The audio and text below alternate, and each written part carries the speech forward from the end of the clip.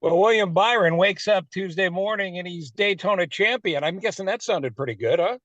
Yeah, that was a great way to spend, last night and going into this morning, getting to New York for sure. So it is a life changer. I mean, you come off a huge 2023, which in its own way is a big career changer. But I mean, nothing matches winning the Super Bowl, does it?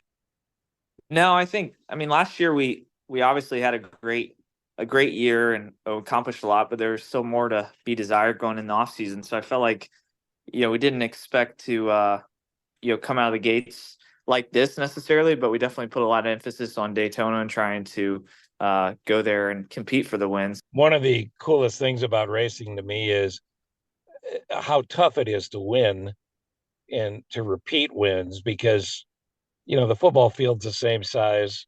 The golf course is, you got the same clubs.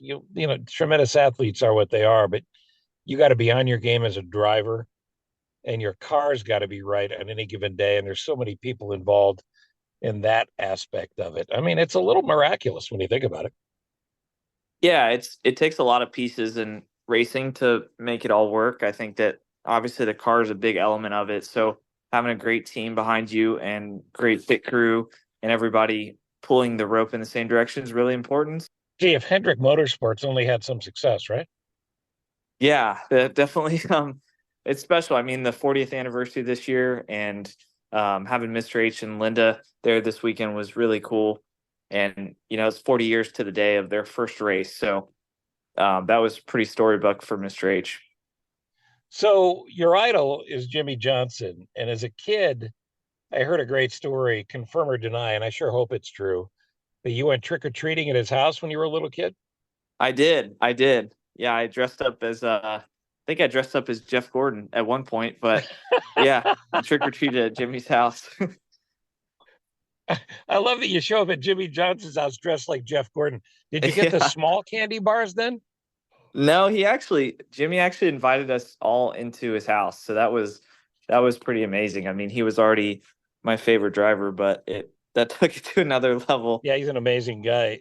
One of the things that I love about the story, aside from you dressing dressing up like Jeff Gordon, is the fact that you supposedly said to him, "I'm going to be your teammate someday."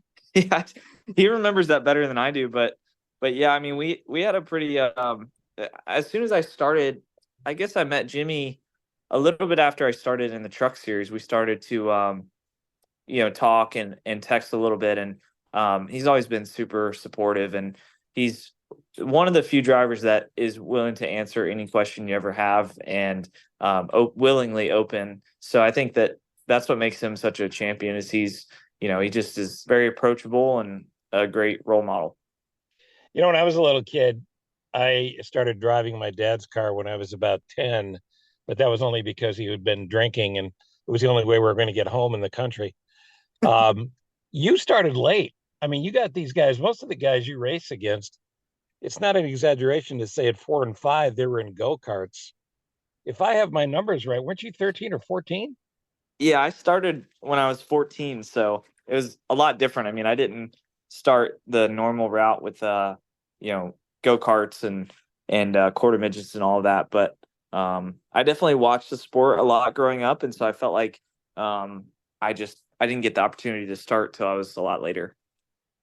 Well, I couldn't be more excited for it. I see now you got the whirlwind in New York for a couple of days. You can do the late night shows and the morning shows and various other things. You comfortable on camera? You feeling good about it?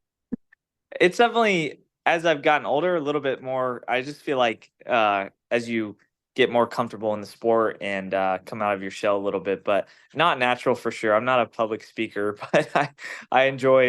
That's why I enjoy being in the car. But it's definitely I enjoy it now. It's quite the adrenaline rush coming off of a race like yesterday. Well, and the financial side's not bad either. The Chicago race, the street race coming back for a second year. We know we're due for better weather this year, but it's going to be tons of fun.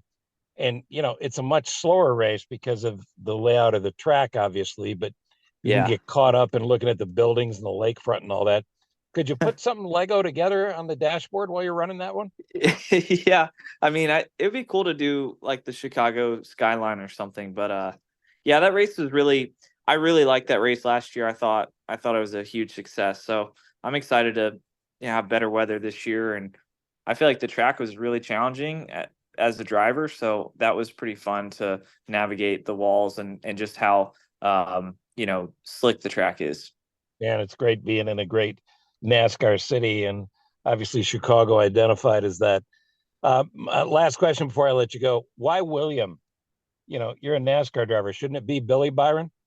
I've had a couple people say that. My dad's Bill, so I never wanted to take his name. It's a cool angle because nobody saw it coming on the logos, the shirts, and eventually William Byron on ice. There's lots of other ways to take this brand of yours that you're I developing. love it. I couldn't be I more love it. excited for you, man. You're a good dude, and you're a great fresh face for the sport as a winner. And I think you're bringing a lot of new people into NASCAR.